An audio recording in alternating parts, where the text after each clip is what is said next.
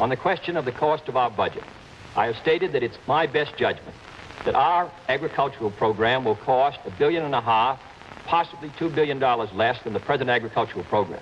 My judgment is that the program the Vice President put forward, which is an extension of Mr. Benson's program, will cost $1 billion more than the present program, which costs about $6 billion a year, the most expensive in history. We've spent more money on agriculture in the last 8 years than the 100 years of the Agricultural Department before that.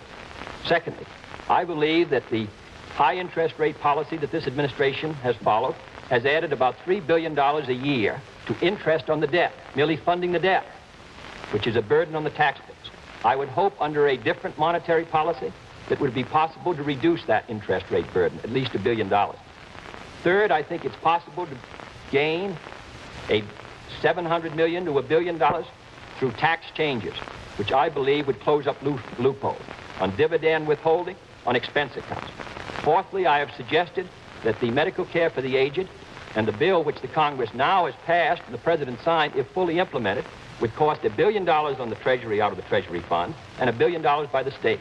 The proposal that I have put forward, and which many of the members of my party support, is for medical care financed under Social Security, which would be financed under the Social Security taxes, which is less than 3 cents a day per person for medical care, doctors' bills, nurses, hospitals when they retire.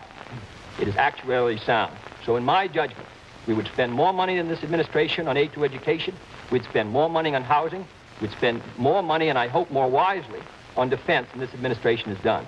But I believe that the next administration should work for a balanced budget, and that would be my intention.